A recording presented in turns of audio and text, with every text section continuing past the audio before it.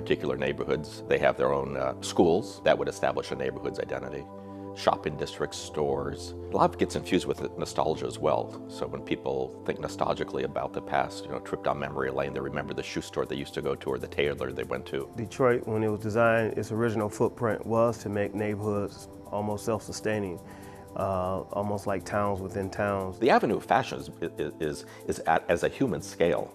It's low scale, small stores. It fits in tightly with the neighborhood around it. I feel like it used to mean something to be able to shop in your neighborhood and buy things from people that you would know.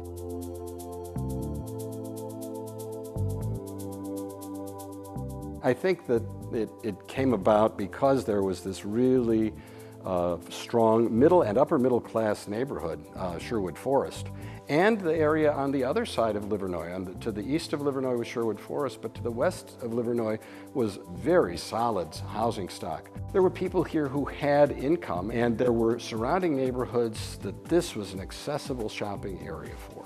So they made it into this kind of exclusive area. It was the place to be. A lot of Detroit's elite and power players, if you will, shopped the area.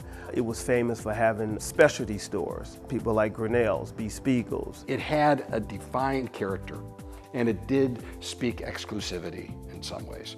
It was one of the first places that Black people had wealth, so we were very conscious of keeping it in the community at that time. I feel like it used to mean something to be able to shop in your neighborhood and buy things from people that you would know, but it's different now. Now there's like this sense of emergency, so looking at all the new development that's happening in the city, people are noticing that a lot of it is happening downtown, in Midtown, in Corktown, and people are like, oh my God, we have to help the neighborhoods. I guess in some ways you're looking at what's happening at the Avenue Fashion now, sort of an experiment, a live experiment.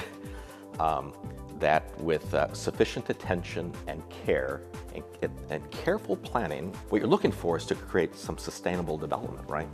I mean, what will do that? It starts with family, and what I mean by that is that when families get stronger, neighborhoods get stronger, and communities get stronger. So it's almost starting at the root. Most of the people that live in this neighborhood have lived here for 20, 30, 40, 50 years. It's not a transient place. It's a place where people have roots. Generations of families live here. They pass the houses down to their children, and the children want to stay in those houses. Myself and my two nephews has been working for about 3 or 4 years in developing the whole Cuzzo project. And my nephew, getting him to come back home was big for me, and it was big for the family. The goal is to build from 8 Mile to the Lodge and have it take off from there. And then act as a recruiter, recruit other businesses to make it happen faster. And then just simply begin to duplicate this in other parts of the city. The only way you're going to change something is to invest in it. You can't talk something up. At one point, you got to put your money and your effort and your resources where your thoughts and visions are. And so if you want to change condition of anything, not only Detroit or any other place, you got to dig in and you got to put something in it.